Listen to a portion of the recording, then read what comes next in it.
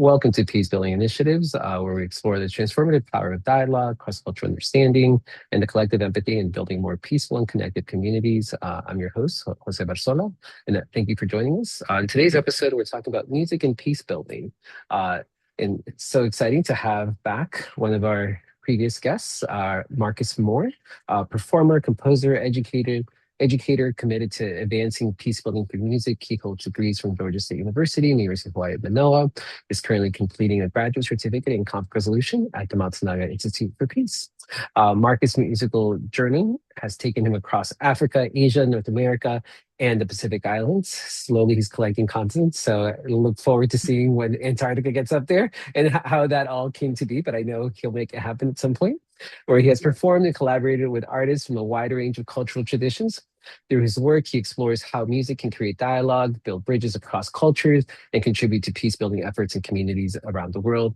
Today, Marcus will share how he uses his influence within the music industry and his role as an educator to promote peace building and cultural understanding. Thank you so much, Marcus, for being here today. It's really wonderful to have you back and a pleasure to have you on the show again. And look forward to seeing how today's conversation evolves. So enjoy. Yay! Thank you. To get us started, could you share with us a little about your musical journey and what first inspired you to see music as a tool for peace building? Okay. So I think in our previous talk I might have touched on it, but I was notoriously lazy as a child, but I always made really good grades. And so I tended to find easy ways out of things, especially if I could always get a good grade in something, and that meant like not having to do more work. But when I was in middle school, I remember sitting in the gym. I want to say it was in seventh grade, and the band director was walking around with a clipboard. And the band program and the choral program, well, the choral program got completely cut from my school, and they were getting rid of music entirely. But our band director, she was a new hire, and she was going around just recruiting, trying to find people who would want to do band. And she came up to me and my group of friends, and she asked. I said, nope. And then one of my friends literally said, "That's like an easy 100." And I turned it back. I was like, "I'll do it." So over 2 decades later, I'm here with a very strong and healthy career in the industry. And with peace building, that didn't come into my mind until around 2020. I worked in, looking back, I've done some peace building through music without the intention or without the knowledge of what I was really doing. So I was accepted to play at the Stonewall Music Festival multiple times. And the second time that I was accepted, I want to say that was when the shootings in Orlando happened at the what was it, the bar. And I raised money from that recital to donate to the victims and the families associated with that event. That was the first time. I didn't really think too much about it. I mean, I thought about it. It was a performance, but in terms of what peace building is, I didn't really put the two together. And it wasn't until 2020 that it started to sort of form in my mind. I was invited to teach and volunteer for the Daraja Music Initiative in Tanzania, where they teach music, but they also are putting emphasis on rebuilding the Mpingo tree population, which is Tanzania's national tree, and it's also the most dense wood in the world. It's a commodity and it's a very expensive, but they have been overfarmed and they take nearly like 80 years to a century to fully grow. And so we've almost decimated that population of tree. But this NGO has been working to rebuild that population, and it's quite amazing. But I was invited in 2020, and then we all know what happened in 2020 with COVID. So that didn't come back until 2024. And I was reinvited in 2024 after the program started up the year prior.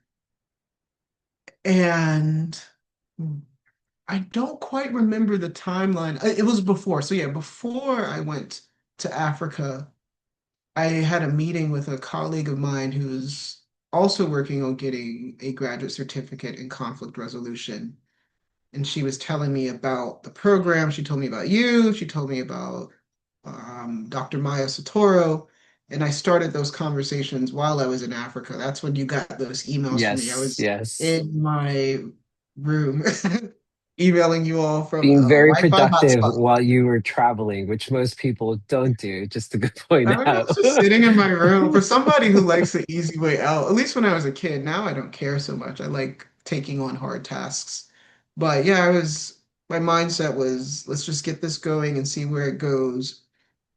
And upon getting accepted to the Matsunaga Institute for Peace, I started seeing with the knowledge I was gaining how I could put intent with academics and study to what it is that I currently do. And so it's a wide range of things now that I'm working on as an artist to incorporate all of those things. So as a performer, I go for like I go for that as a composer, I apply things to it. As an educator, I do, and then in all the other facets of my musical life. So yeah, I'm combining the knowledge I'm gaining from the institute with the skill set that I have, and it's been fun. Thank you. So, just to your initial comment, you did share it last time, and I just looked. It was a little over a year ago that we first connected for this an episode. Mhm. But I actually want. I know since then you were just starting the program, and Yeah. so thank you for touching upon how the program has. It's. I've also kind of in my own journey. Uh, it's like we do things because I don't know, I just say like it's the right thing to do. It's like what I gravitate to, or what I have, what maybe someone has a passion for, and then once you get this additional lens or perspective, it's like, oh, I just how my mind has worked for a while, and you start figuring out different um, examples of how you Mhm. have been doing peace building. It's an ever ongoing journey, and I think that's really the general message for listeners just to think about like how have they been practicing peace building throughout their lives, um simultaneously thinking about you said something that I was like you talked about like oh I just like finding the easy way. I don't know if it's really the easy way. Sometimes I think about like maybe you just weren't being challenged. Maybe you just you're like this is Mm. this just comes too easy for me that because I can see where like some things I'm like oh yeah I can do whip that up in like what a couple minutes and have it done. Doesn't mean that you're doing it any less effective. uh Yes, I think I I make sure to be careful about how I say it now. Is like that was me when I was younger. I didn't like being challenged when I was younger either. I did not I mean care if for you're doing it it. nowadays I maybe you Now, will but refer it's to different. Like I yes said, with my age where I'm yeah. at now, I do enjoy a good challenge because I like working for what I have and I like to feel in myself that I've earned something through my hard work. But when I was younger, I didn't care about any of that. I didn't care at all. And no, all of it needed to be I easy love because it. I just wanted to go home and lay down. I imagine we'll circle back sometime in a year or so, and we'll be back here. And I may ask you a similar question, just to wonder how has that development evolved since then. But Well, yeah, I think, yeah, well, for me, I can speak a little on it. It hit when I went through my undergrad. That's when I started to realize that things that are challenging can be fun. And my first degree is in performance, and I wanted to get better. And the only way to get better is to go for the bigger mountains. And I started having fun with that. So as I turned into an adult, it became fun to take on challenge. But when I was younger, I did not care for it. now your bio talks a bit about performing, collaborating across Africa, Asia, North America, and the Pacific. Pretty large Pacific. Yeah. How have these cross-cultural experiences shaped your understanding of music as a bridge between communities? Hmm. I've learned that music it's universal in the sense that people can enjoy it in ways that I enjoy it. Like I like fast, loud music, and other people find that to be exciting. Like we can share that, but then it's also very personal and highly interpersonal in how it engages in those things. So something I tell my students often is that there are a lot of different ways to get to the number four. I apologize. There's some Oh, good. construction going on out there, but yeah, I tell them there are a lot of ways to get to four. Like I can do two plus two, you could do five minus one, we could do 24 minus 20, 24 divided by six. Like there's all these different ways to get to the number four. And I can feel excitement from music because I remember when I fell in love with it, it was watching people perform made me fall in love with it. Whereas something else that is somebody can get to the concept of exciting, like I found this piece to be exciting because of another experience they have in their life that makes them feel that way. And I've learned that across the different cultures that I've experienced is we all can get to that same point, but it comes from different areas and why it is that they find it exciting. And for example, when I went to Guam in 2023, I want to say, and I performed at the Agana Shopping Center, and we put on quite a show. We played some very, I wouldn't, eclectic isn't the word, but very virtuosic music with a wide range of different styles. So we went in with Latin jazz and a Latin concert piece, military marches, and this was me and my small chamber group. And one of the ladies walked up to us and was completely moved by it, by the like the proficiency and the virtuosity that we brought. And she was a music educator, so that appealed to her in that way. Where I went to Japan 2024 and I put on, it was just me, so I did a little solo recital in Yoyogi Park, and the group that I was performing for was a group of bodybuilders, which is the most random thing I've ever done. But they were amazed at the amount of focus that I could put into it. That's what entertained them, was like how focused, like how I went from yada yada yada and quiet. I tap into a zone, and it's similar to them because when they go into workout mode, they also go into a zone. So it's interesting in that way, like So how they focused on your music. You weren't like the background music to them work doing the bodybuilding, right? I just want to not like, clarify. yeah, Yeah. it was more like, and when I say focus, it was they saw my mental state change when Yeah, I yeah, no, of performed. course. I could That see that. was exciting to them. Yeah. And I was like, "Oh, that's so cool." What I was asking is when you performed, they were like sitting and Yeah. Oh, observing? they were sitting. Okay, They were because I sitting. Yeah. know bodybuilding sometimes there's music in the background. And I was like, you weren't No, no, like we live were. music in the background. We were Okay. at, it was actually a talent show, and I opened up the Oh, talent show. wow. Okay. Yeah. It was for a birthday party, but it was the most random thing I'd ever That's an done. It was, amazing birthday yeah. party idea. Yeah, it was cool. That's great. I love that. You're bridging between disciplines. Like some folks may, and there is always like music in the background as whether, we're in the car, whether we're going for a jog. And so being able to bring that live is like so powerful. So thank you. Yeah. May you share a specific experience or moment during your travels or performances where you saw music bring people together across like cultural, social differences? Um, Yeah. This might, this is just a warning to people listening. This is not a easy story to listen to. It's quite heavy, what I'm about to talk about. But while in Tanzania, there are other NGOs that we partner with that are meant to help children. And so, an organization that is closely tied with the Daraja Music Initiative is the Courage Cafe, where their one and only goal is to save young girls who were brought into the sex trafficking rings. So, we work with them and their girls, and we go and we perform for them. We teach them about music. We teach them how to conduct, and we work with them that way. But that's at another site which I can't disclose, but they have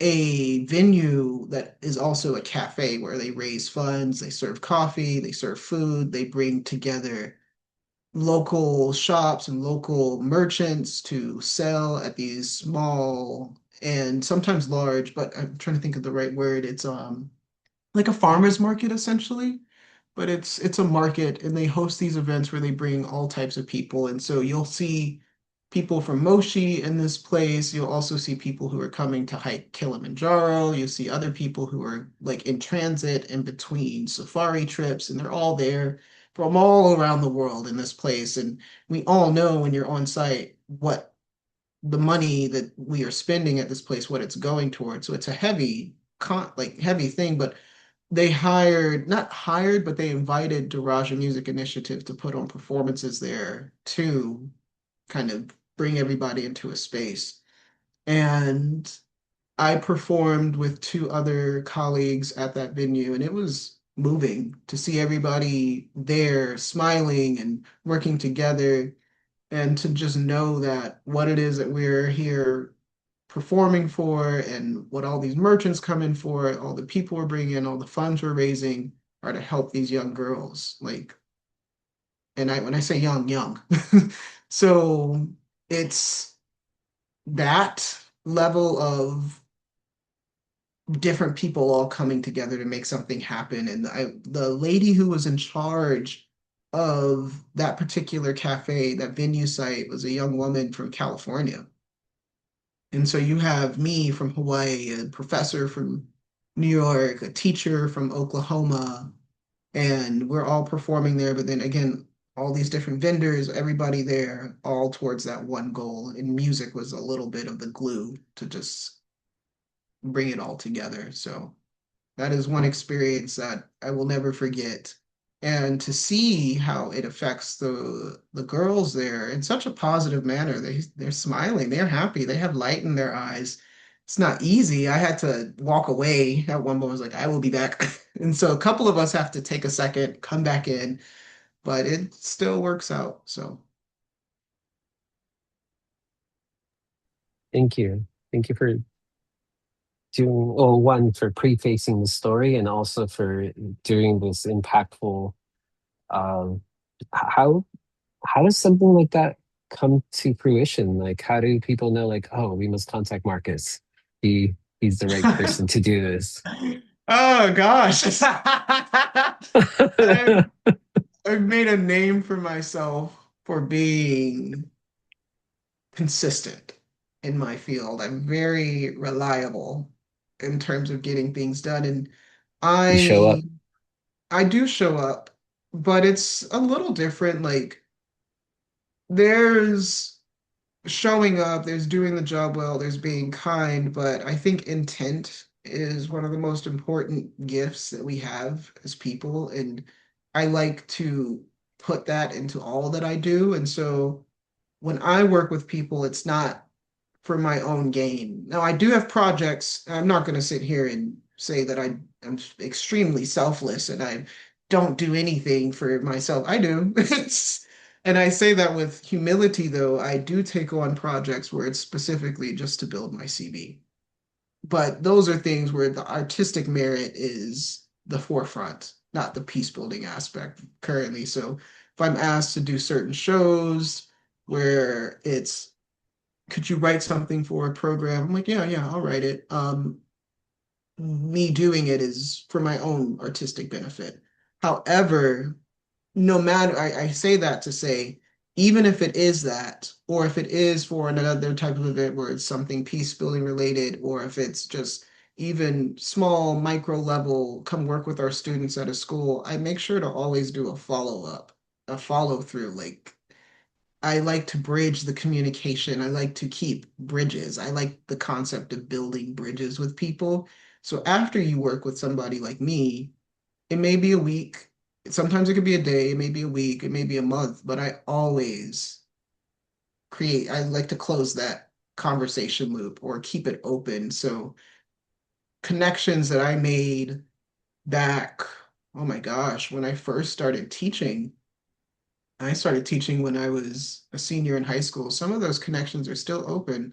years later, it's been again nearly 2 decades, but by keeping that conversation loop open and it being where it's about what the mission is, that has opened other pathways. So people that I've met and worked with from so long ago still want to work with me, not because of the work itself, but simply because we just communicate. The work is always going to be good because I believe in working, doing good work and working hard, but keeping the conversation open, not just letting it sit there, like that's what I think has people from around the world hear about me because I keep myself fresh that way. Unlike the more modern approach right now in terms of the arts is to use social media as that. I'm more of a very personal person. Like I get phone calls. I still call people after gigs. I still send a text message, write an email. If I don't do that. I consider even writing handwritten letters and sending them to people. So I believe in that right there is to keep the communication open. So that has given me great opportunity in life. That's amazing. Thank you. Those are just amazing. Just they always say like action speaks louder than words, and it's those core skill sets of building some strong, healthy relationships. That's really what you're doing. It's it goes a long way to people sometimes get shocked in my own experience when I like make a phone call. They're like, hi.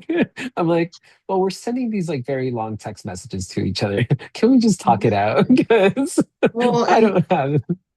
I've noticed in my career because communication with me is so important.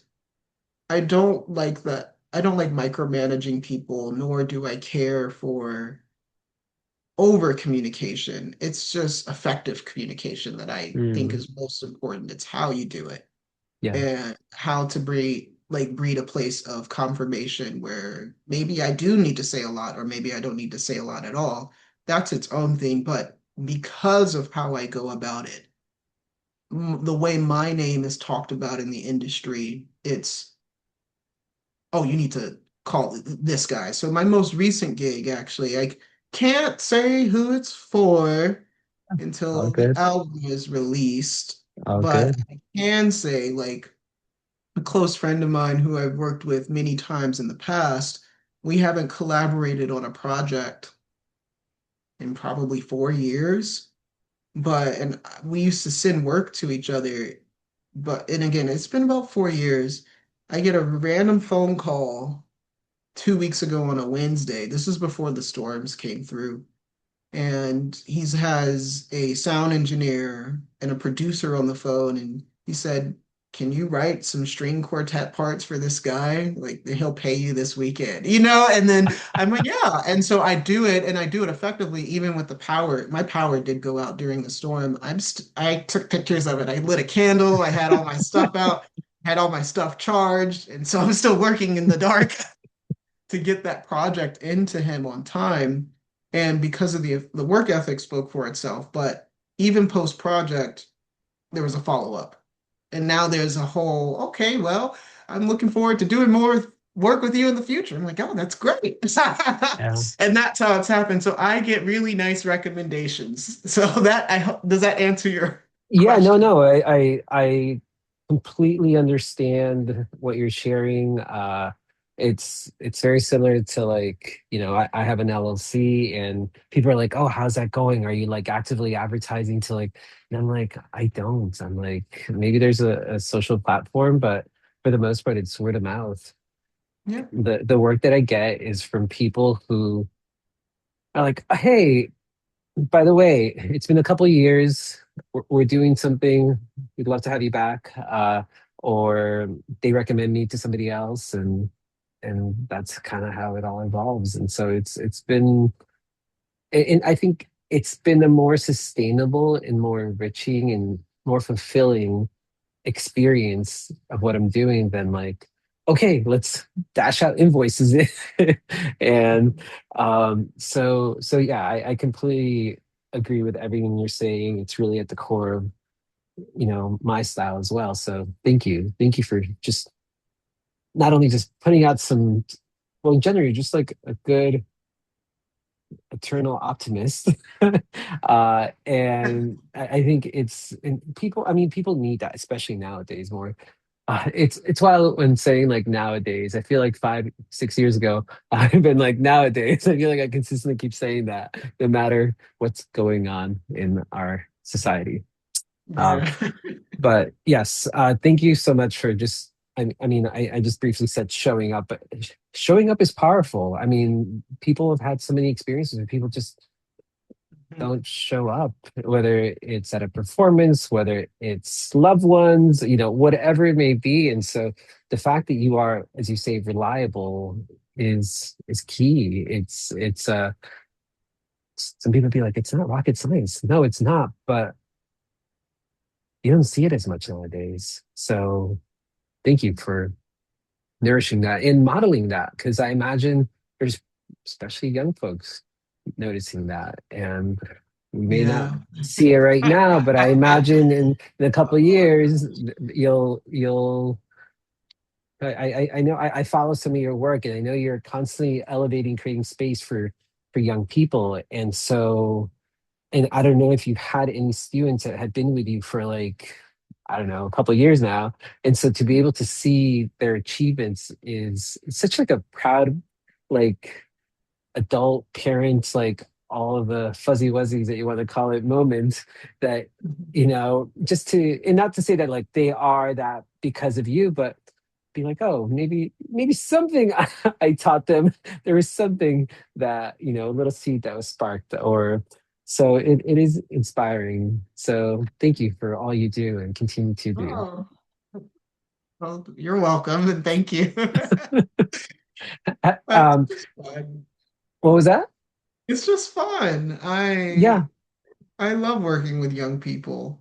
My personal students, they get a different side of me. That's why, They get to get the unfiltered side, the not so well thought out. They get to see the madness happen as it forms in my head. And I Which like is that they get probably to. refreshing, because if you were so composed with them, they would feel like they need to model that specifically.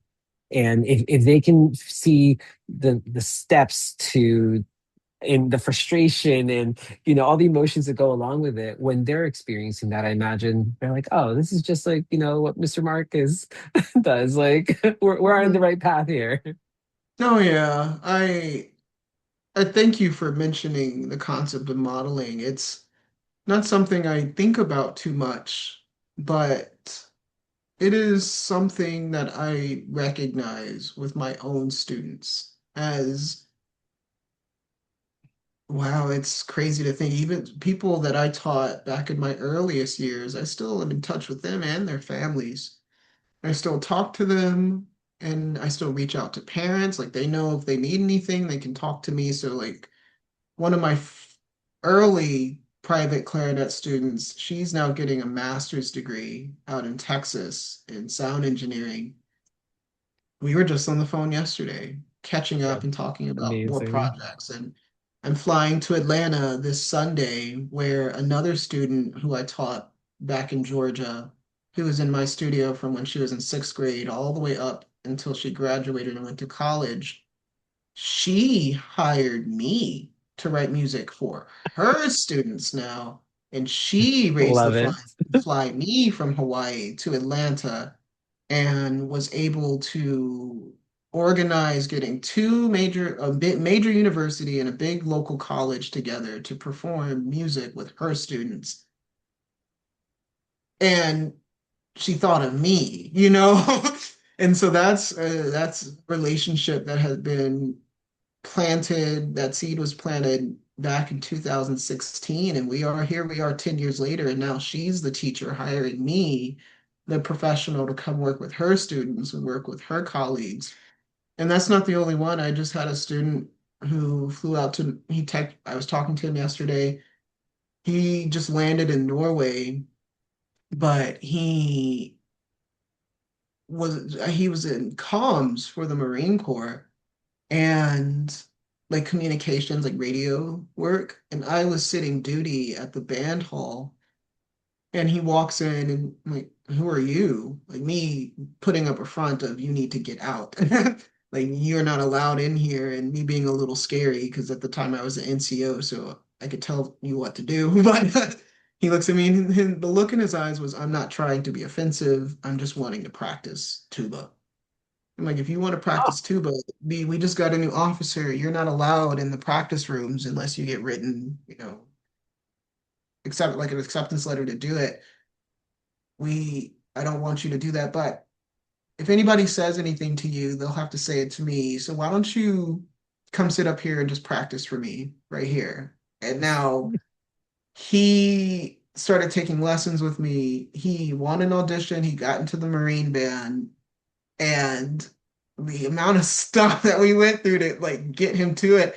He wasn't allowed to practice in the band room for a while as we were doing officer changeovers. So I just gave him the key to my barracks room so he could practice in there and keep playing. And when he went on a tour to Japan, he couldn't take his tuba.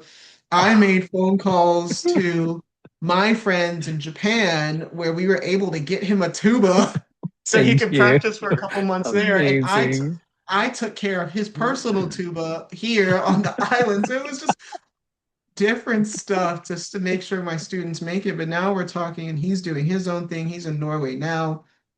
And it's wild to see, like, over the years, to put so much emphasis on my students of if you can think it, then you can dream it. If you can dream it, you can do it. If you want to make it into the Marine band, but you have all these different factors that go into your life, I'm crazy. You're gonna get a tuba in Japan. I I That's have the amazing. audacity to do it, and I hope that that's what my students get from my modeling is I just have the audacity to say I'm gonna do it. But I Yeah, also know when to just go, that's not possible, and to be calm when you have to give the word no. Like, and the word no scares so many people, but I've been told no so many times in my life. A little too often, but people don't see the amount of no's that I've gotten. But when I do that to my students, I show them how it is that I handle it. Just be calm. So there is a time to be collected and poised. And I do show that to them very often. But I also show them that being a little mad in terms of madness, like mad scientist, is also great if you know how to use it. I love how you're leveraging all these emotions and uh, just the tones of life and just I mean it's the you're a really good problem solver. It's also like just because you can't take your tuba, it's not as though you won't be able to practice. We can figure out a way, and you We'll figure figure out out a a way way. for them. Yeah, yeah, and that's I thank you for those reflections. I just love those signs of it's not even modeling. I mean, yeah, it's modeling, but it's also just it's caring, it's love, it's this extended family that you have through music, and it was your immediate family. You show up. Why wouldn't you show up for other folks as well? So that's amazing. So thank you, and I like that these going back to models because it's a trickle effect where I imagine they too will at some point find themselves in a situation where like I have a student who has, I don't know, whatever the instrument is, and maybe they'll help them figure it out, whatever country the person's going to, or just you never Who know what's knows? gonna inspire people and what's the trickle effect. And I've talked to folks where it's like you're there in front of their teacher, and then your teacher happens to be like, oh, I invited my teacher who happens to be like 30, 40 years older than me, and all of a sudden we have like an 80-year-old, 50-year-old. It's like If that I'm doing this at 80, I need to retire. Concerts have to come to me at that well, point. maybe they'll I'm fly not you out. flying No, anywhere. you're not going. No. I Okay. would just raise the money and you can come to Hawaii. I'm not flying after. Once I hit 70, I'm not So what I'm flying. hearing though, briefly, is that you're planning to stay in Hawaii for a while. So Oh that's yeah, always this is that's home. This amazing. is I love home. it. I love it. This is home. So you better hit up all those other continents before you get to 80 then. Yeah, that's not an issue. Yeah. That's to me, that's easy. I don't find Yeah. that difficult at all, like getting travel together. Yeah. But it's if I'm going to travel and put my name on something, it has to be worthy of where I came from and where it is that I want to go. I'm Right. very particular about what I say yes to. Yeah. So I'm not just gonna go play a concert in Brazil just for like, okay, we're paying you $10,000. I'm like, okay, that's nice, but why though? And I know some Mm, people are like, it's $10,000, and yes, I might still say yes, but I need to have a reason. Like, is it gonna be just, who's the audience? who's the audience? What's the event? Yeah. Like, in reality, I'm like, that one event might be really well, but it could be very nice. It could be a one-off thing, but if I don't know you, I don't Yeah. understand what the context is. I would like to get to know you. There would have to be questions Yeah, of answered course. in order for that comfort to go there.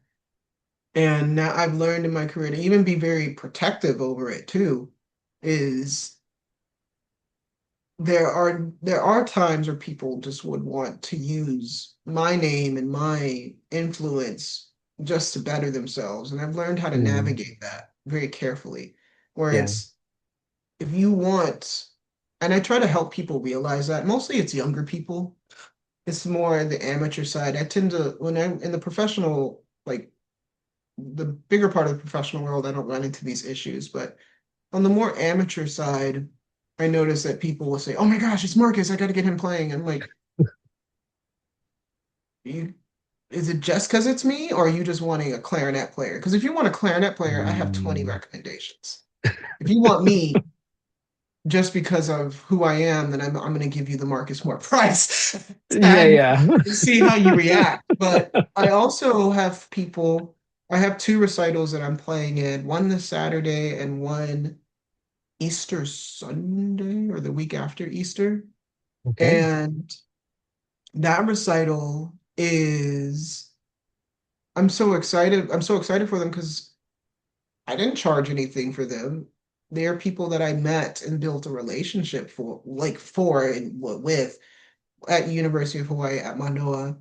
And it was just through simple conversation. Like, I would like to work with you. I would like to explore this piece with you and how you interpret it. I'm like, oh, now you're speaking to me. Yeah, let's make something.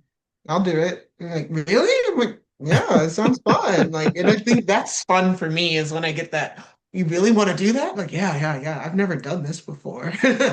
You really I want love to that. play in a recital? Like, I'm like, yes, let's go to the next part, shall we?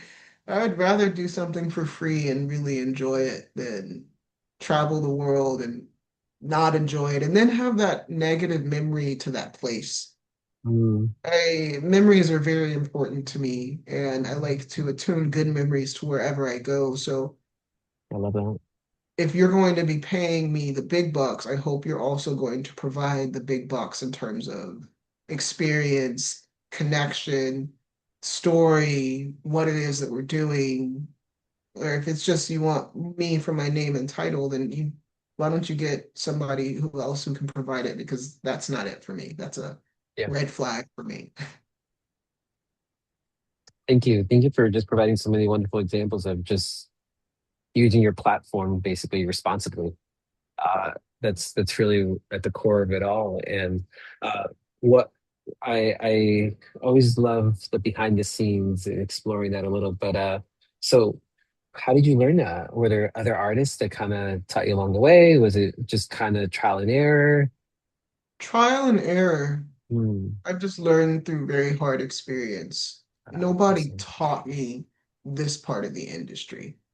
I've had good Oh, teachers, don't get me yeah, wrong. yeah. Like No, I've no, of had course. wonderful mentors, wonderful teachers who have taught me much. That's why I'm where I'm at today. Yeah. But learning how to navigate the industry, when to go, why is it that you want me here? And Mm, I'm not, when I was younger, that was great. That was a career builder.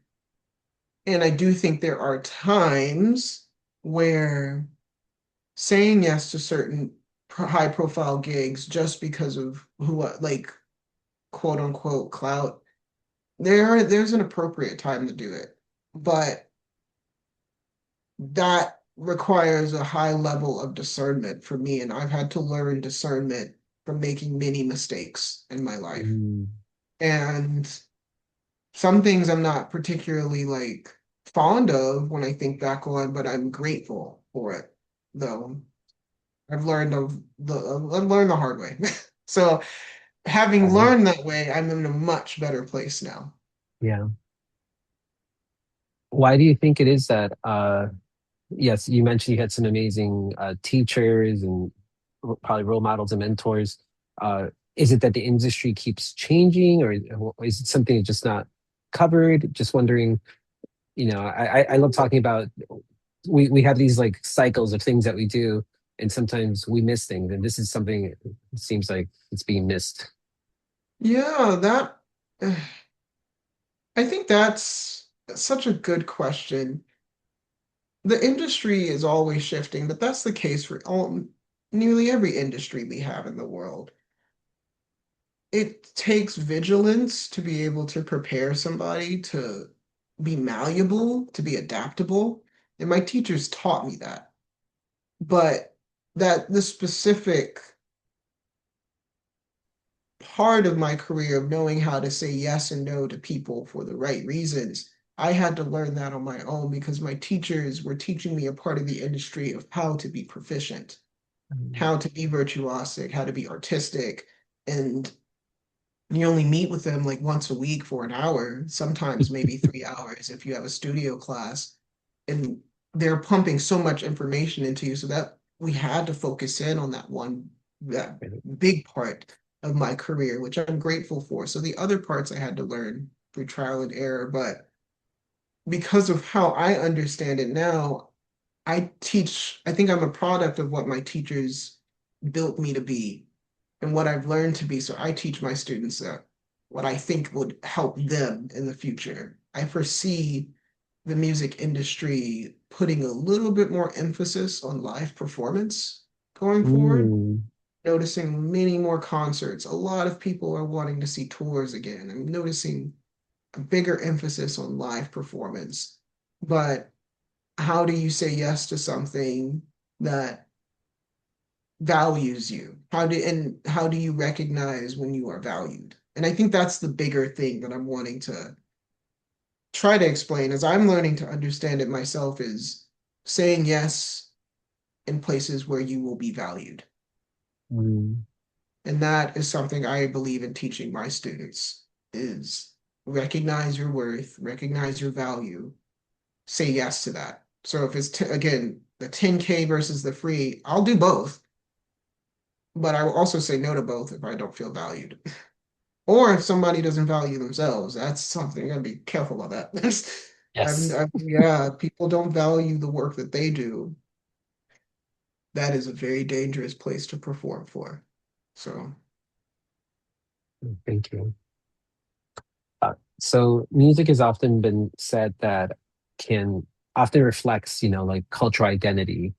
Uh, and and as you travel around the world, I imagine you bring some of that with you, but then you're also taking in so much of these new spaces that you're traveling to. So how has engaging with music from different traditions helped to possibly maybe help develop greater empathy or cross-cultural understanding? Um, hmm. I think in terms of empathy, nothing really musically. But I understand it. Like when I performed in a gagaku, like medieval Japanese music for 2 years, and I still do. And I performed in a I was working in a gamelan ensemble for also 2 years, which that's Java, like a Javanese gamelan.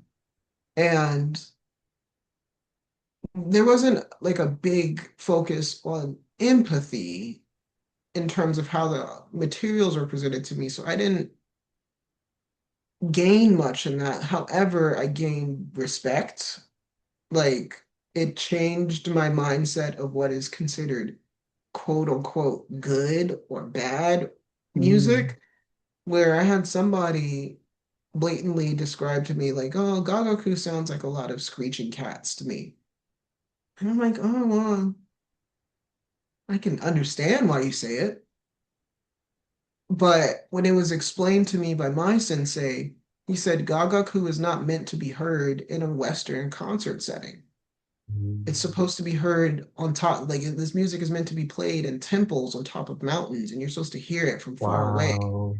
That's And that amazing. made it changed me. And so when I went to Japan and I saw an actual, I didn't get to hear Gagaku, but I got to see an ensemble set up on top of a mountain, a shrine. I went, wow, he is so right. My sensei is so Right. wise. Yes. So wise, but it made me respect it more. It made me Yeah. respect how to take things in. And it's like food. You just can't, certain foods have to be presented a certain way, you know? Right. But like with Javanese gamelan, it's also not really meant to be experienced just in the Western concert setting. There's supposed to be dance, there's supposed to be celebration. Like a lot of the music is based on ceremony. And when you embody that concept, this is meant to be like this is what plays when an official walks in. This is when the dancers come out. You start to understand how it's programmed, why certain things are put there. And they might not always be what people associate with gamelan, the big exciting stuff. Like, yeah, there's slow stuff, but we have to tell a story. And I learned to respect it. It's like, oh, wow, I get it now. I understand how you put that together. So I've learned through other cultures deeper respect. And I guess that does go into empathy, but to me, I've really attuned it to respect. To not just enjoy music from the Western diaspora. It's like palette. My palette has grown. So I'm well known among like not just my friends, but my colleagues that it doesn't matter the type of concert, I'll go to it just to say I did it so that I can understand how to enjoy it. And so I've been to all types of concerts. Like I've experienced so many different genres of music. And one of my biggest things is I don't go there to judge. I just go there to see how other people take it in. If somebody's performing live and they have a packed room, and for instance, I went to a concert where there was a Japanese reggae artist who came and performed in Hawaii. I didn't realize she was so famous. Like here, and people here, like, you have to listen to this woman. And I went to the concert, and at first I didn't understand it. I'm like, it's just reggae to me. But then I started to see how people were receiving it. I'm like, oh, I see. So now I've just learned different cultures require a different palette. And if we expose ourselves to more different musics and you learn to understand why that is still persisting now. Why is it that a music that is thousands of years old still here with like Gagaku? If you can understand it and learn why, then I think it just makes you I not a quote unquote better musician, but a more well-rounded musician. And so when you Mm. can apply those things to your own storytelling and your own performances, and maybe the way that somebody phrases a line in Gagaku could be the actual most perfect way to phrase that in the Poulenc second movement of his double clarinet sonata. Like that's actually it. And when I made that bridge, it changed my mind. So you learn to take and put things in places, and you can start to experiment a little bit. I love that. Thank you. Thank you so much.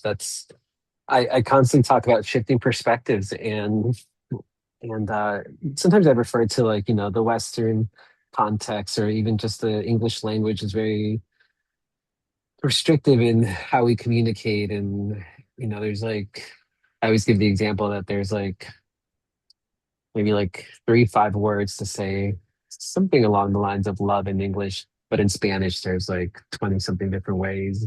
And so, so many things are lost in the translation of it. And I could see now how in music, the Western mindset is very much like you have an instrument, you're on a stage, you perform.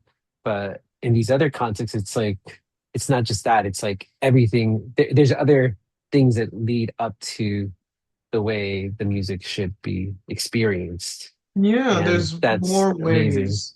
Yeah, music can be experienced and enjoyed in many different ways. And not to say that one is better than the other. I think the Western concept of enjoyment is very powerful too, especially in like the classical setting. I do think that there is a power to go to a symphony and sit there in silence, a collective silence, and to just tune the world out.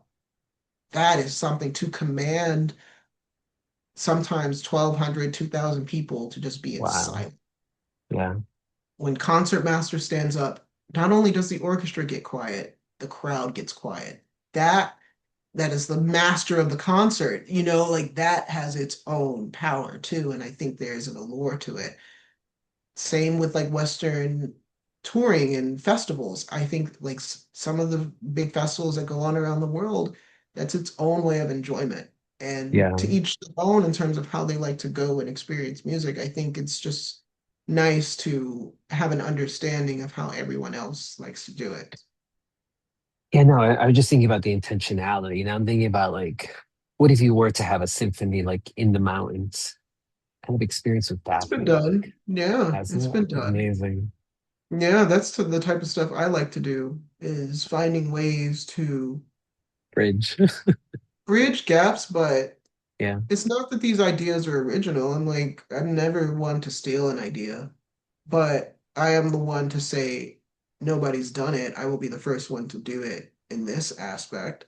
So yeah, it's mountain music, and it's not, that's another thing. So like for my talk show with HPR, I really enjoy coming up with a concept or a theme and then taking that around the world and playing it on the like programming it and playing it on the radio.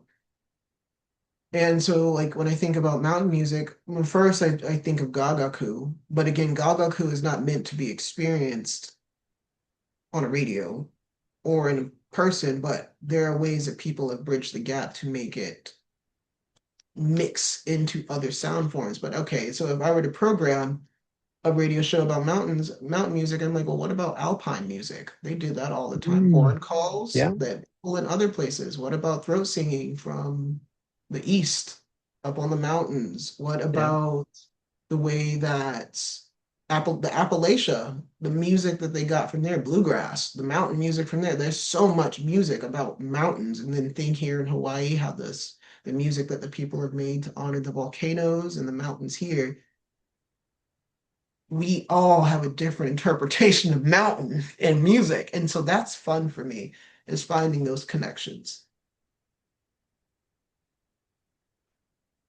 Or that. I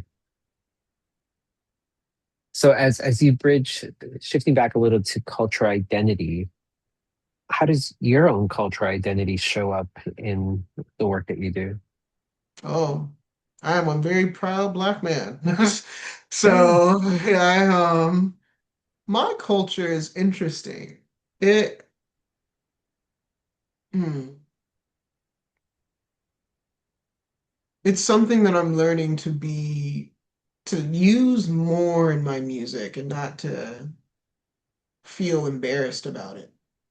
It's a part of a healing journey. Growing up black was not easy, but moving around the world a lot and seeing so many cultures, people have always been fascinated about my lived experiences. And so I've figured out ways to put them into my music.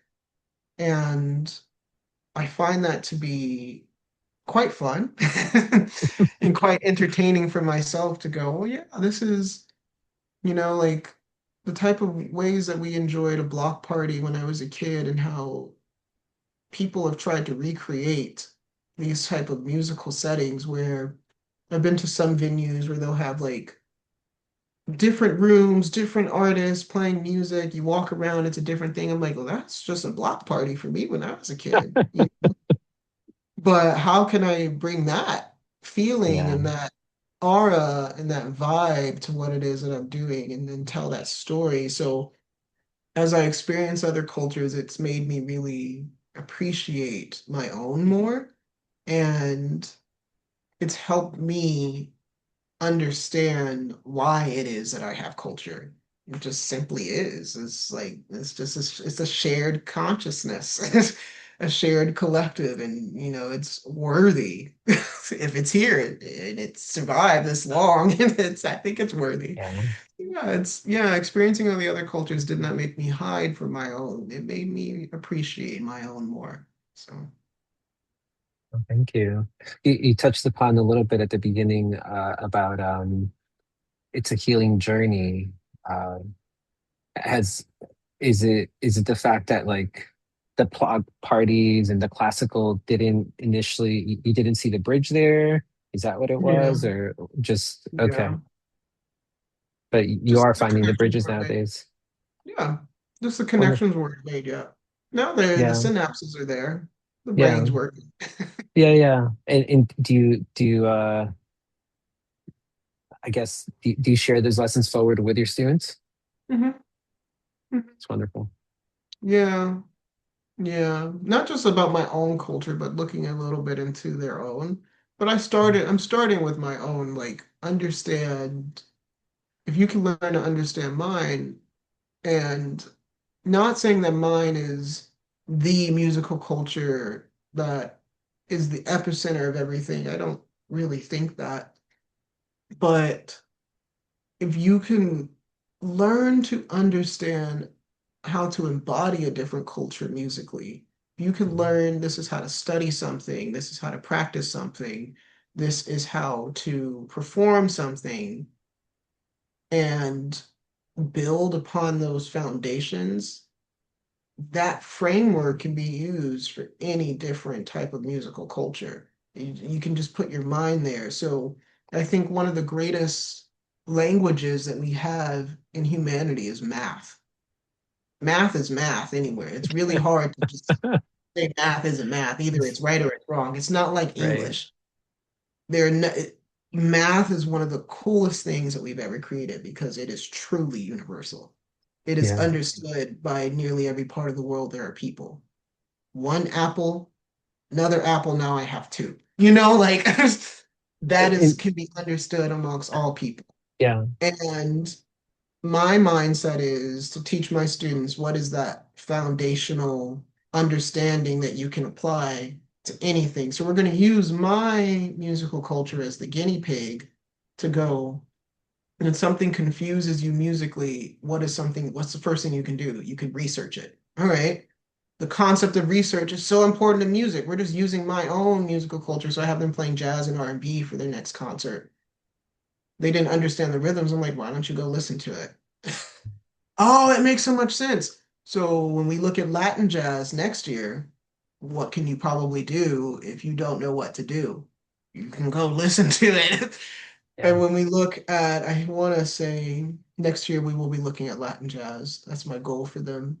But I also have planned like looking at show music, and what was another one I had on my brain? Some Japanese music as well by Japanese composers that are more tied to the concept of Ma and their sensibilities. If you don't understand it, what is the first thing you can do? Research it. Boom. We're learning how to do that with mine. Yeah.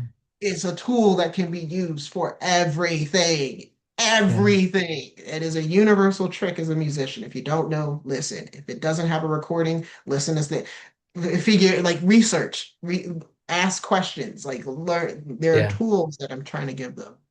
So No, thank you. that's where I'm I, at. I would, I mean, I would even say, besides math, I would say music is quite universal too. I know there's different styles, different ways to do it, but I mean, I can hear something that I don't know what it means, but just by the tone of, if it's just instrumental, you can kind of get a sense of the emotions Yeah. it might be trying to convey. I Um, think. and I agree, the only difference between music and math is that there is subjectiveness to music as well. Mm. I will What say, is, okay. because, and the reason I say this is I have a friend from Eastern Europe who writes music for flute, and she played for me a piece that she wrote that was a wedding song, and to my ear, it sounded really sad. But she's like, no, this is Oh, wedding music. And I'm like, yeah. you know what? Oh, And that changed me. So that's why I'm like, there is subjectiveness to okay. music. Yes. Yes. I will say one of the things I've learned over the years is even though math is math, there's different ways we go about. I mean, you talked about like, there's different ways to get to four, but the different methods, like whether public Mhm. education might teach a certain way, private might teach a certain way, Oh, that's a Montessori good point. education might teach another way. And then for myself, especially, having young ones, they're learning math a certain way. And I've been a couple decades on this planet, and there's certain I do little things in my brain to just get to, if it's just basic math, if it's large numbers, I do little things in my brain. I don't, Mhm. I'm not like, oh, That's a let me get a really good scratch point. paper, that kind of stuff. So Mhm. I don't know if you call that subjective. It's just there's different paths that we take to get to the answer. But yeah, I Mhm. mean, overall, the different ways to get to four. But Yeah, at the end but of the day, it's four. it's still four. Yeah. Yeah, yeah, Yeah, yeah, yeah. yeah. So I do love just like learning different perspectives. And so thank you for continuing to contribute to that knowledge base. Well, you're Um, welcome. Now, you talked about how music is such a powerful medium for dialogue, connection, even healing, um, in divided and conflicted times or communities. You've kind of given some examples of that. Um, Shifting a little to like, what role do you see collaboration in, as well as like improvisation, playing, creating spaces where people from different backgrounds can communicate and connect through music? Oh, I think it's necessary. It's the only way I think you get new. Yeah. Like, we live in a time where there's a lot of collaboration happening. We just don't put as much emphasis on it. I think so much emphasis is put on like the superheroes of music, those that can do it all by themselves, which I think that is still amazing. I think it's wonderful to see people who can spearhead and do things and literally do it all on their own. Like I mean, I've play done multiple instruments, right, for to play themselves. multiple instruments, you do your own sound engineering, your own Wow. videography, your own channel work, your own social media. I've met those. That is amazing. But I like the concept of community, and I think community is important in music where if you want to go and make an album, you should get a good, unless if you don't know how to do sound engineering, there's nothing wrong with getting help and paying someone to help you get the work done. I think that is amazing to build those connections. Like you need good sound engineers. But there's another thing that I learned in my master's was that there's so much more to music other than just performance. Who's going to be printing your sheet music? Mm. Who's your instrument repair tech? You know, So important when it goes down. exactly. Yes. Who is your booking manager? Yeah. But I think of the repair tech, the sound engineer, your sheet music publisher, your contract manager. We always need really good band teachers and orchestra teachers and choral teachers and Yeah. general music teachers. Like we need teachers. We need piano tutors. Like, are you going to be like, it requires a whole village to keep something going. And I respect that. I see collaboration beyond that. Like performing on I love stage, that. sometimes it's good to perform with somebody, sometimes it's not. Sometimes you want to be more effective to do it on your own, and sometimes it's not. But that's from a performance mindset. I think it's whatever the venue needs, whatever the audience needs is how you program something. But in terms of the music industry, we collaboration, I think, is so necessary. It's so necessary. Like you need to also have music shops. to go buy those guitar strings from. You need those people. Unless you know how to go weld and make your own, like, wire strings, you're probably gonna need somebody. You're gonna need somebody who's gonna do that. So when people speak on how collaboration is not effective in music, I think, "Mm-mm. So you play the flute, huh? Okay. You do your own clean oil adjust on your own? Okay, we'll see how well that goes in And, 5 months." and they may just be thinking of like the icing of like collaborating with another I musician know. without. And I love that you're showing up for everybody else, the whole Yeah. community, It basically, takes a that made village. sure. Yeah, And yeah, so I true. say that when I notice that it's usually an amateur thing as well. And amateur is not designated to an age group. I've learned that in my life. Just because you've been doing it a while doesn't mean you're a pro. I've met pros who are 14 and 15 who are pros. I've Amazing. met pros who they just got it. And with that mindset is because they can recognize that it's the circle of life, essentially. Everybody has a role to play. We're all here to help each other. But usually, most of the time, amateurs will only think about it from a performance mindset. Mm, Well, if you want to go perform at a venue, you're going to need stagehands. yeah, Boom, who's going to print all your program? And then that's immediately where my mind is when people are like, I'm going to go do this career on my own. yeah, yeah. Okay, have fun. I don't advise that. I advise building strong connections and finding a team of people that you So trust. true. And that way you'll have an easier time being successful. But it's not impossible. Met just a handful of people who can do it all on their own. And they love it. But it is, if you really want that life, be ready. Yes, so true. I makes me think about you're talking about that the people you met that like do it all or almost all, and I wonder how some of it's just the fact that financial status. You just don't have the funding to hire a social media You person. You don't, so you get creative ingenuity And that's where things to. are beautiful, yeah. And I think that that's beautiful where creativity comes from a lack of resources. Money, in my opinion, is not the end all be all in music making. I really think it's creative force. You can do anything if you have the willpower and the dreams and the audacity to go for it. But I've met many musicians who don't even make money from music. They have jobs and other things. They lose money playing music, but there's always a way.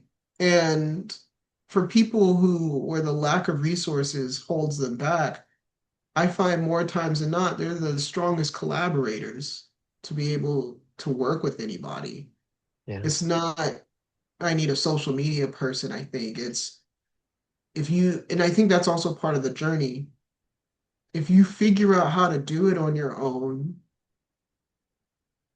it may garner the appreciation, the respect for the craft of this is how to market myself. And when you make it, now I have, once you get to that level of you made it and you have to start getting into other areas of music, you don't have time to sit there and do so much social media. You got to go record albums. You got to yeah, go perform. You got to go to these, you got to do to contact the yeah, booking managers. Maybe you should ask somebody for help. And not yeah. everybody needs money to do it.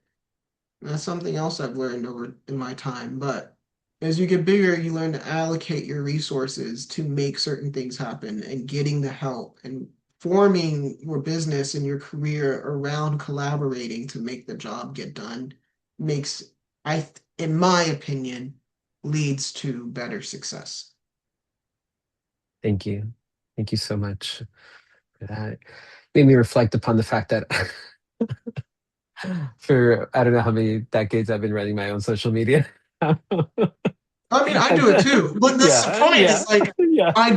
I had to minimize it so that I could work with other Focus on other things. things. Yeah, Because so I true. can't do it as much as I used to. It's impossible. So even though I'm still the one who does it all, maybe once a month, twice a month, Yeah, I'm not doing it like as much. when I was in my undergrad, every day a post, building Right. up and garnering attention. Yes. If I want to keep performing and doing what I'm doing around the world, something has to go. So I let Yeah. social media go. There you go. There you go. Thank you. So, you're in the grad certificate in conflict resolution. You mentioned you're involved in education. Uh, you're nourishing your own mind as a lifelong learner, but you're also on the other side as an educator, sharing your wisdom, your knowledge with others that are coming up. Um, how do you see peace building concepts influencing music education in any capacity? Oh, that's such a good one. The course that really hit me the hardest and most it's been easiest to apply to my field is mediation. That was that was wow. Yeah. The ability to Okay. just sit and listen. And so the biggest concept from peace building, and it's been touched upon not just in my mediation course. I took a political ecology course. I'm in conflict theory now. I also am in negotiation, but active listening. Whoa. That is, it has been reinforced harder and harder and harder through the program, but how to approach it from a lot of different standpoints. So the program here, in terms of an educator, being an educator, how active listening was presented to me from a mediation standpoint made it easier to deal with students that have circumstances that keep them away from music and circumstances that make it hard for them to pursue it or to keep it going or to find the passion. The peace building parts that I'm getting from my graduate certificate, I first went into it thinking it would be a lot of macro level work, like let's go change large regions. And granted, I do some of that work, but what I'm getting more than anything is the smaller interpersonal micro level. And that's again, I think the micro is a reflection of the macro, but how to do the one-on-one, how to actually, if you can, how to do it at home and how to practice, conflict theory and how to sit with something within your own bubble, within that smaller circle, and how to approach conflict not as a deterring factor. It's not negative. Conflict is just extremely normal. What's not normal is people understanding that there are lots of different ways to navigate it in a productive manner. And so I've learned a lot of different approaches of how to not see conflict as bad. Conflict is normal. Depending on the conflict, here are tools that you can use to do it. And it happens, at least what I'm getting from the program, it happens at the personal level, then the interpersonal level, and then maybe within a small community, and then it can get larger. And then from there you keep growing, growing, growing. But I like where it's starting. It did not come in here with that mindset, but it's great. Thank you. I think just from my own experience of, I'm also an alum of the grad certificate in conflict resolution, uh, and also I teach for the program. I mean, part of it was, yeah, I think in my own experience, it's just, it has to start with the self. You need to figure yourself out first before you start tackling any like major macro issues. Because Mhm. and there's so many things on the micro level that it builds up. It's not there. It just we classify it as a micro and macro doesn't mean that they're not connected in some capacity. There's a lot of connections there, and the micros are reflective of the macro and vice versa. And but with as the larger conflicts of our society, pick one. There's so many.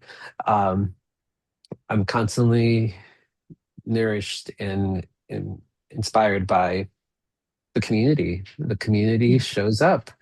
And part of it is just a lot of individual people that know themselves, know where their morals, their ethics are, what's the right thing to do, and they do it.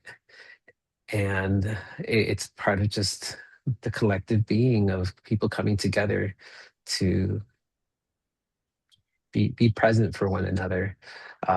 So as we just have these recent storms happening, and like people checking in with each other, just showing up. However, there's so many different ways that you can contribute to just doing what's right.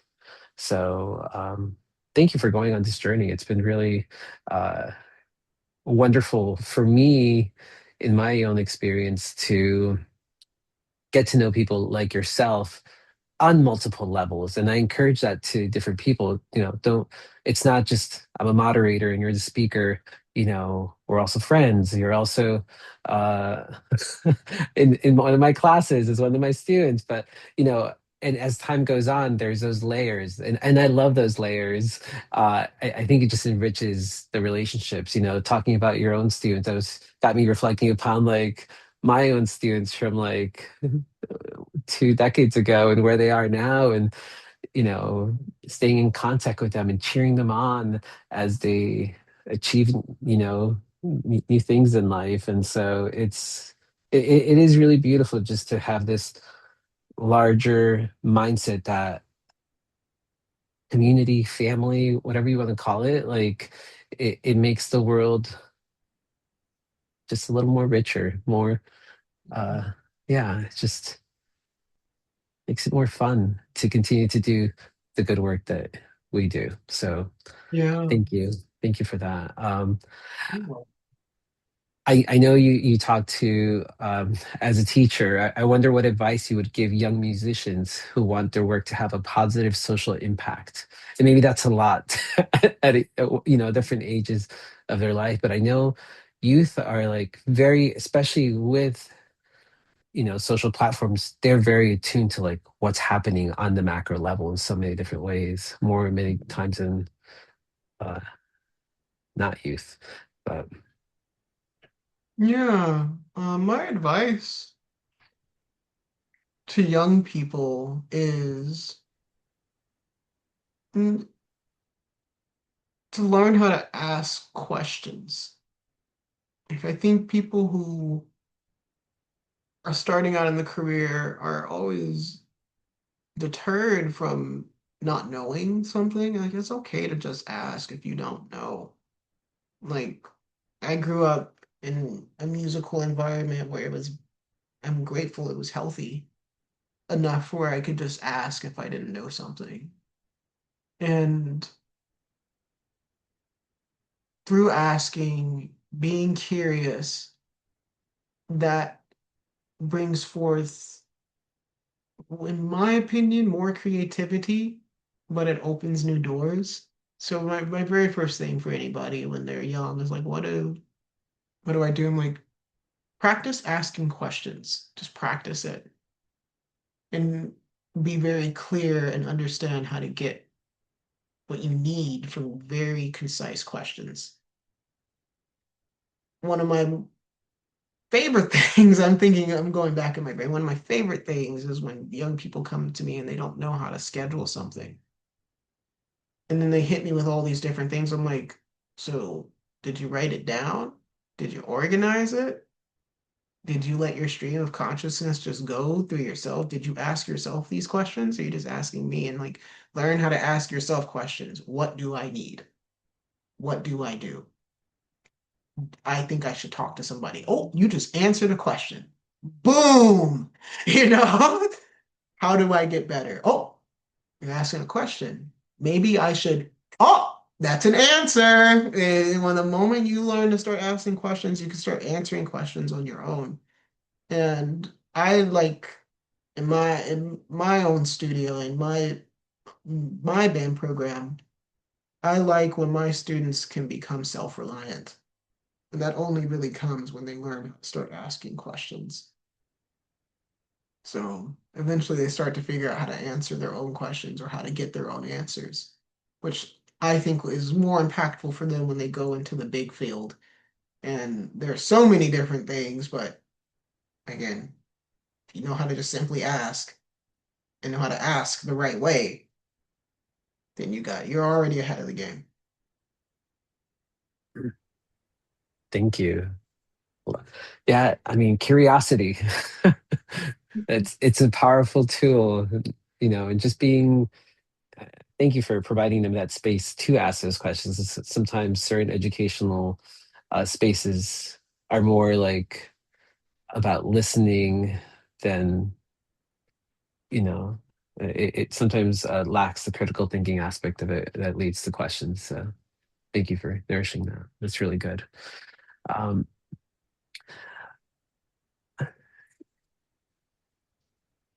Very welcome. so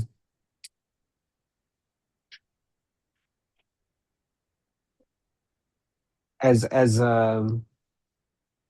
you're doing so many different things, which is really amazing and exciting. Um, Mhm. do you, I'm not going to ask you what like your 5, 10 year plan is, but what do you hope your legacy to be? Maybe, I when you're retired at 40 and oh, disappeared. all right, 40. Okay, I was going to say at 80, but okay, amazing. I love it. 40. Okay, I think I want 40. my career to be a lifelong thing, but I would like to get to the point where I can retire very young and just go enjoy things for a bit. I don't want to work my whole life. And I love music, but there's work to music too. I don't want to do all Yeah, that. got it. I Not forever. I like where I'm at. I'm very grateful. I'm putting in a lot of the hard work now, but 40, that's it. Maybe I don't know what I'll be doing when I hit 40. Of course, I'll still be doing music, but Yeah. that's a retirement job. I want to be doing hobbies when I hit that age. Okay. So I so you're want going to to get stop like the teaching and the projects. Okay. I mean, not the I projects. I yeah. think I might make other people do them for me. That Okay. would be my goal. Maybe like a Hans Zimmer. And he Well, no, I don't want that to sound offensive. He's amazing. He has a team of arrangers where he can write an idea out and they're able to realize his work. And that's how a lot of big composers work. They work in teams. Really? Oh, that's amazing. It's standard practice in film and in video games. And Oh. not to say that they don't compose music themselves, they do, but Yeah, they also yeah. have a group of arrangers. And so I want to still be composing, yes, but I would like to have a team that can realize some of that stuff so that more stuff is getting out, but then they can also be people that I'm working with and teaching so that they can go and do their Yeah. creative thing. I would love something like that. That'd be a cool retirement gig where I just work out, I go have meetings for a couple hours, and then I'm done. That's great. Well, maybe some of your students could be part of your team. They're already doing it. Already Oh, doing amazing. it. I'm Amazing. practicing now. Again, I mentioned it earlier, aforementioned, I'm very selective about what I do. I Yeah. move with clear intent, and I, for me, I think about everything before I do it. And so, me working with my students this way, I think I'm training myself to be able to realize that dream. It's just taking years because I have to learn personalities and how to sit and listen to young people and the things that bother them without judgment, just simply observing.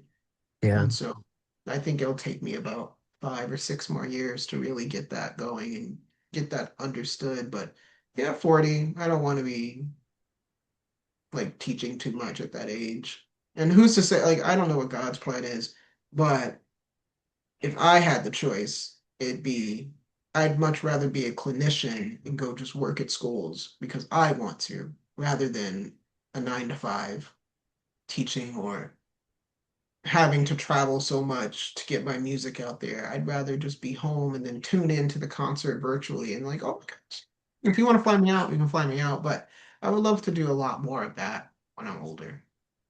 Love that. Should I assume that after you finish the certificate, school's done, or is there like a PhD or some other? No We'll see what. PhD. Okay. No, I am retiring from school after this. Okay. This Just is learning it. from life from now on. This is it. This School of is the life. last one. Yeah. That will be three very big pieces of paper that I've earned, and that's it. Congrats. The new PhD for me. Love it. Yeah. Um, if you imagine the future, what role do you hope music will play in helping societies navigate conflict and build more peaceful communities? Hmm. I just hope that with the how macro everything's becoming, that Yeah. people learn that there are lots of different ways to enjoy music. So what we touched upon earlier, the Western diaspora, it works in certain situations. It's a nice way to eat food that way, but do I really want to go to a five-star restaurant to experience like collard greens and ribs and black eyed peas? No, I'm gonna go to the cookout. So I hope that that becomes more widely accepted musically, is that how other people enjoy hearing it is a wonderful thing to be not even just celebrated, but to be respected. Like Hmm. nobody's for wanting to go sit at the bottom of a mountain and listen to Gagaku. Sounds so cool too. I gotta look that up and see if there's a video out there now. Well, go watch anime. Demon Slayer, Jujutsu Oh, that Kaisen. okay, okay. That's the bridge. They figured out how to make it sound so cool. So cool. Yep. It's already happening. I love They at least that. mimic the sensation of it through like sound engineering. But yeah, some groups have figured it out. I love how so Gagaku and anime are bridging. That's great. That's amazing. Um, well, I just want to if if you have any final message you would like listeners to take away about relationships between music, peace building, or just anything extra you'd like to share. Congratulations also, by the way, on your appointment with NPR or HPR. HPR, Sorry, yeah, HPR. HPR. We're two HPR. different groups, but we're good Yes, yes, friends. We're good yes, friends. friends, yes. HPR. I know you're the host of the evening concert Tuesdays and Fridays for folks who are listening. So if you love Marcus's voice, you can continue to enjoy it twice Oh, a week. But oh gosh. I'm a lot more cool, calm, and collected on that. My radio voice is not quite as goofy as I tend to all be good, all elsewhere. good. But yeah, But just wondering if you have any final words. Just want to give you the stage. thank you for having me, Jose. That's always the first. Thank you for having me. This has been great. It's nice to verbally process my life sometimes. But final words. Hmm. Just have the audacity to do whatever you dream of, but just do it the right way. Be respectful. Do it honorably. It makes you feel better in the end. At least speaking from my own experience, I like doing things in a way that when I look back on them, I'm proud of them for myself. And I think the only part of my career that is extremely self-serving is when it's my time to do my work. I do it my way. I take my time, I get it done, especially if the work I do is so much of it is I'm left to my own devices to do it. I will do it my way. But I will make sure that nobody's telling me it needs to get done by this Saturday. I'm gonna wake up at 4, get it done. I'm gonna work my butt off. I'm gonna get my work done. And then once it's 5 o'clock late in that evening, I'm not gonna talk to anybody. I'm gonna go relax. I'm gonna enjoy my life. And but feel happy that the work is done and I got it done to the best of my ability. So yeah, I think just have the audacity to do whatever you want and put the work behind it. And in terms of peace building with music, I'm still new to the field of conflict resolution. But as I'm learning, I'm realizing that it's okay to just not know something. been to just ask questions. And I'm very good about questions. If I don't know something, I will straight up ask. I have no shame. Like it may be elementary to some other people. Like I did not know what a good chunk of what a framework was, like how a framework, that concept was defined in my political ecology course. And I'll be the only one in class. Everybody else is talking about it. You all are speaking a different language to me. I don't know. Can someone explain it to me? Yes, we will take 20 minutes out of class to explain this to Marcus. Thank you. I'll take my notes. And I don't feel bad for not knowing anything anymore. So, yeah, ask questions. So that's my final thoughts. Oh, thank you. Thank you. I will say I think you know more than you lead on to. Just from my own experience of talking about music and peace building. I think if as time goes on and you attain more of the concepts and the processes, like, and you reflect upon your life, I think you'll be like, oh yeah, I've been doing this. This is kind of it's all kind of just synchronizing together. So I just want to say thank you so much for sharing your insights, experiences with us today. It's just it's inspiring to hear how music, something that you have given amazing examples of how it transcends languages, cultures, borders, can become such a powerful tool for dialogue, connection, and peace building. Your work reminds us that peace building doesn't only happen in the macro policy rooms or formal negotiations. It can also happen in concert halls, classrooms, community spaces, in the simple act of active listening. It's simple, but it's very powerful. Of one another through music to one another. Uh, so thank you. There is great. I just hope for folks that are listening, if they take anything away from here, share it with somebody else. I always say, pass it forward. Practice some active listening with each other. Just to our listeners, thank you for joining us on this conversation. We hope today's discussion encourages you to think about the many creative ways culture and collaboration can bring people together and help us build more understanding and compassionate communities. Until next time, uh, thank you for listening. Take care.